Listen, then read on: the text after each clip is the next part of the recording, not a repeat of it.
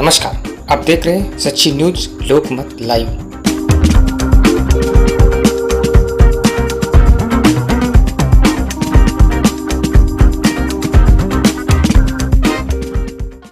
देश की जनता को गुमराह करते हैं। वो भाजपा के आईटी सेल की तरह काम करते हैं। इनकी इच्छा होती है कि हम भी भारत को लूटें, हम भी भारत में राज्यसभा सदस्य बने, विधायक बने, बोर्ड में मेंबर बने, पद्म सम्मान लें। रजत शर्मा जी को देख लीजिए, पद्म सम्मान दिया गया, नेहरू म्यूजियम में सदस्य बनाया गया, क्रिकेट कंट्रोल बोर्ड में मेंबर बनाया गया। अर्नब गोस्वामी के 2 कौड़ी के लुच्चा पत्रकार के देखिए, इनके घर में भाजपा का उनके चाचा को, ताऊ को, सबको बनाया गया। किस तरीके से? कौन है? भाजपा सांसद शेखर जी के, राजीव शेखर के, जो अस्थायी समिति में, स्टैंडिंग कमेटी में मेंबर थे, उनको दिया गया रक्षा सौदों का मेंटेनेंस का ठेका। ये उस प्रवृत्ति के लोग हैं जो सरकारी संपत्तियों में दलाली करते हैं, लेकिन जो भरवागिरी करते हैं। अमीश देवगन कौन होता है? अमीश देवगन क्या दूध का धुला हुआ है? किसी धर्म पर, किसी जाति पर, किसी प्रांत पर, भाषा पर टिप्पणी करने का अधिकार इन पत्रकारों को दिया किसने? ये भाजपा की सरकार में इतने बेलगाम हो गए। किसी की भावना के साथ खेलना किसने सिखाया आपको? आप 2 रुपये चंद सिक्कों की खनक के लिए आप मुजरा गाने लगे भाजपा के सामने में। अरे नपुंसको, हिजरो, तुम्हें शर्म नहीं आई कि देश की हालात अगर बिगड़ने में किसी का हाथ है तो नेता से ज्यादा लोकतंत्र के चौथे स्तंभ कहे जाने वाले इन भवा पत्रकारों को, इनको यह पता होता है कि दाऊद जो है कराची के इस अस्पताल में भर्ती है, इस बेड पर है। इनको यह नहीं पता चला कि लद्दाख में जमीन कब कब्जा कर ली गई। देश में लेकिन अमीश देवगन ने कहा कि मैं बोलना कुछ और चाहता था और मुंह से मेरे कुछ और निकल गया। एक ही बात होती है, सॉरी। अब कहिए, आप किसी को गाली दे लीजिए, कहिए सॉरी, हमसे गलती से निकल गया। कैसे निकल जाएगा भाई? आप अपनी मां बहन को गाली क्यों नहीं देते? निकल जाता है आपसे। ये मन की सोची हुई बात होती है। ये लोभ और लालच में किसी भी हद तक गिर सकते हैं। इनका एक देखिए किस तरीके से देश की मीडिया ने देश का वातावरण खराब किया, माहौल खराब किया, अमन भाईचारा खत्म किया। तबलीगी जमात, मौलाना छुपे हुए थे। तो जी न्यूज में जब आरोग्य सेतु ऐप था तो मौलाना सुधीर कहाँ गए?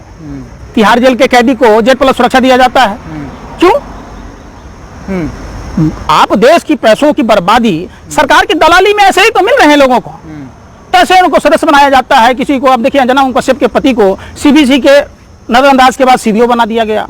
किसी को किसी चीज का कॉन्ट्रैक्ट मिल जाता है। ये सारे पत्रकार इसी में लगे हुए हैं। पत्रकार कहलाते हैं प्रसून वाजपेयी, अजीत अंजुम, रवीश कुमार, अभिसार शर्मा, जो लोकतंत्र के चौथे स्तंभ कहे जाते हैं। आपने नहीं देखा? लेकिन ये पत्रकार तो कहा जाता है कि देश को तोड़ने की बात करते हैं। असल देश को तोड़ने वाले टुकड़े टुकड़े गैंग के लिए तो ये दलाल मीडिया के भरवा पत्रकार हैं। इन दलों को ये नहीं पता है कि देश की कैसी स्थिति हो रही है। ये कहते हैं कराची में हिंदुओं को खाना नहीं मिल रहा। मैं भी हिंदू हूँ, तो हमको हिंदुस्तान में क्या काजू पिस्ता बादाम की रोटी, शाही पनीर की सब्जी, रसमलाई मिल रही है?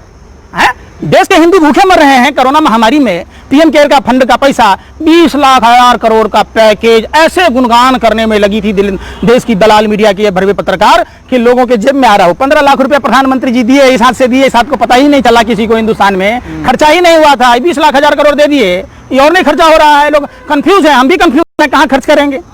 किसी इंसान को मिला क्या?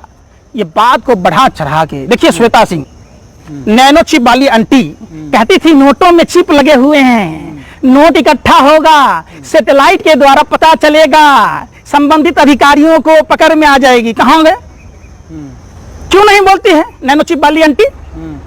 कहती है इस पर तो देशद्रोह का मुकदमा चलना चाहिए ऐसे पत्रकारों पर। बम फोड़ना ही आतंकवाद नहीं है। कहीं अगर बम विस्फोट होता है तो कुछ ही लोग मरते हैं। ये भरवे पत्रकार हैं जो अपने राजनीतिक महत्वाकांक्षा के लिए, अपने फायदा के लिए, कॉन्ट्रैक्ट लेने के लिए पूरे देश में आग लगाते हैं। ऐसे पत्रकारों से देश की बचने की जरूरत है और उन सभी चैनलों को डिस्कनेक्ट कराने की जरूरत है, नहीं देखने की जरूरत है, ताकि देश, अगर आज देखिए आजादी के समय में अगर ये चैनल के भरवे पत्रकार होते थे, देश आजाद होता? कब नहीं होता। ये तो शुक्र है कि उस समय चैनल नहीं थे, ऐसे लोग पत्रकार नहीं थे। उस समय के पत्रकार थे जो पत्रकार की कलम बोलती थी, गूंजती थी, क्रांतिकारियों की कलम की तरह चिंगारी पैदा करती थी, लोगों के अंदर में जज्बा पैदा करती थी, जो गोरे अंग्रेजों को 7 समुद्र, ये रखेल के रूप में काम कर रहे काले अंग्रेजों के। सरकार घोटाला करे तो भी ठीक, बेच रहे तो भी ठीक, देश लुटा दिया तो भी ठीक। ट्रंप की गुलामी के बारे में ऐसे गुणगान कर रहे थे कि लग रहा था कि मानो इंडिया को क्या मिल गया। क्या मिला? अगर ट्रंप की बाराती अहमदाबाद शहर, जो कर्नावती शहर के नाम से जाना जाता था, कोरोनावती हो गया। ये सिर्फ दिखाते हैं विपक्षी पार्टियों के स्टेट में क्या हो रहा है। गुजरात का दिखाई नहीं रहे।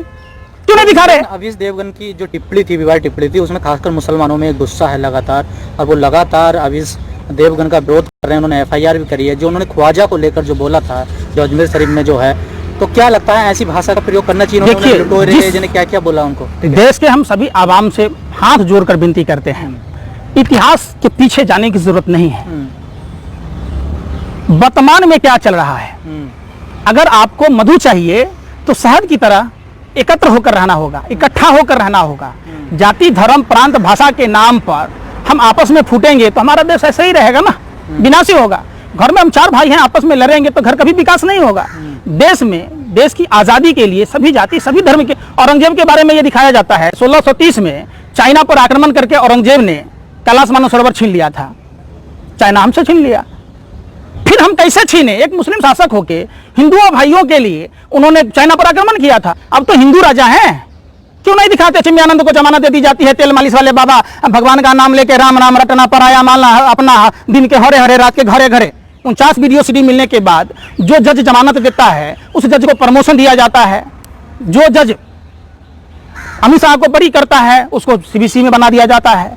तो जो जज, मीडिया अपना काम भूल गई है कि बिल्कुल चाटुकारिता में संलिप्त है, तलवे चाटने में लगी है, अपनी जमीर को बेच चुकी है किसी हिंदुस्तान के पत्रकारों में यह औकात जो प्रधानमंत्री से रोजगार की बात पूछे, शिक्षा की बात पूछे, लोगों की कल्याणकारी योजनाओं के बारे में पूछे? पूछती तो है, बोली रखते हो, नहीं कौन पूछता है? आम चूस के खाते हो, काट के खाते हो, ये पूछने की समय है? हम कहते हैं मुंह से खाइए या पिछवाड़े से खाइए, कोई पूछने की जरूरत है? काट के खाइए या पूरा ले जाइए, आम तो सब खाता है। बोली रखते हैं, नहीं रखते हैं, तो ये तो गलत है ना। आप पूछिए ना अस्पतालों में जाके कि कोरोना महामारी के समय में भाई के पास पैसे हैं कि नहीं है, ये अपने बच्चों के फीस दे पाएंगे कि नहीं दे पाएंगे, इनका भोजन कहां से चलेगा, ये कैसे रोटी रोटी को मोहताज हैं, युवाओं की रोजगार की बात नहीं करते। सीमाओं पर पूछने की हिम्मत है देश के दलाल मीडियाओं के कि पुलवामा की घटना की वो कार किसकी थी जिसमें 300 किलो RDX था? कैसे आया कार? जब दुनिया सैटेलाइट नासा बताता है कि हरियाणा में पराली जला, पंजाब में पराली जलता है तो धुआं होता है, प्रदूषण होता है, तो ये नासा नहीं बताएगा कि वो कार कहां से आई? वो कार नंबर से नहीं पता चलेगा कि वो कार किसकी थी, किसके नाम बुक थी? आखिर इतना बड़ा साजिश भारतीय फौजों के ऊपर कैसे हुआ, ये कौन बताएगा? ये देश पूछता है भारत। ये तरह तरह के प्रोपेगेंडा चलाते हैं अपने अपने परिवार के। लेकिन अवीश देवगन ने माफी मांग ली है, उन्होंने खुद अपने ट्वीट भी किया है, उन्होंने एक वीडियो बना के जारी किया है, तो क्या उन्हें माफ कर देना? मैं एक चाटा मार के आऊं, उनसे सॉरी बोल दूं, उनको माफ कर देंगे? मैं उनको एक चाटा भरे सरेआम बाजार में मार के आऊं, कहूं जी सॉरी गलती हो गया, मैं भाग गया था, माफ हो जाएगा? क्यों मरा भाई? आप मानसिक दिवालियापन के शिकार हैं। आप भाग कैसे गए? आप अन्न खाते हैं, आप पढ़े लिखे लोग हैं, एक कैसे भाग सकते हैं आप? कैसे किसी पर कीचड़ उछाल सकते हैं आप? आपको दुनिया में किसी भी आदमी पर, गरीब पर, अमीर पर, किसी पर उंगली उठाने का आपका अधिकार नहीं है। आप किसी को रोटी दे नहीं सकते हैं, किसी को मान सम्मान दे नहीं सकते हैं, तो किसी का मान सम्मान छीनने का अधिकार नहीं है। कुछ लोग कह रहे हैं कि उन्हें न्यूज से निकाल देना चाहिए, न्यूज चैनल से निकाल बिल्कुल, ये जितने न्यूज चैनल बिल्कुल जेल जाना चाहिए ताकि इनकी औकात का पता चले, ये देश में इस तरीके की दंगा फसाद की बात ना करे। देखिए, देश इकट्ठा होकर चलेगा। देश में सभी जाति, सभी धर्म के लोग, सभी वर्ग के लोग एक रहेंगे तभी हमारा देश मजबूत होगा। हिंदू अगर दिल है तो धड़कन मुसलमान होगा। हम सब एक रहें, मजबूत हमारा हिंदुस्तान होगा। अब इन बेचारों को देखिए, गर्मी में पानी की दिक्कत है, रहने की दिक्कत है, कैसे रह रहे हैं? मजबूरी में रह रहे हैं, कोई शौक से तो रहने रहे। इन पत्रकारों को यह नहीं पता चला कि हमारे मजदूर भाई कैसे पैदल जा रहे थे, क्या शौक से जा रहे थे, कैसे गर्भवती महिला सड़क पर बच्चे को जन्म दी। इतने निर्दयी सरकार, हवाई चप्पल छीनने वाली सरकार। 1947 की दास्तां याद करा दिया इन लोगों ने।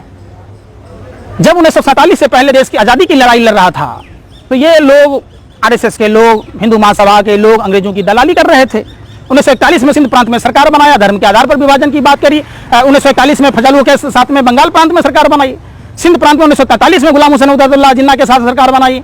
ये लोग नहीं चाहते थे, अंग्रेजों के दलाल थे, मुखबिर थे, ये नहीं चाहते थे देश आजाद हो। आज भी वही गुलाम की बात हो गई। ईस्ट इंडिया पार्ट 2 की सरकार है। सरकार से सवाल पूछना पत्रकारों का काम है। पत्रकार का काम प्रधानमंत्री जी के मनगढ़ंत बातों की, मन की बात बताना नहीं है। मन की बात घरवाली से किया जाता है, जो प्रधानमंत्री जी पहले ही छोड़ चुके हैं अपनी पत्नी को। देश की जनता से काम की बात करनी।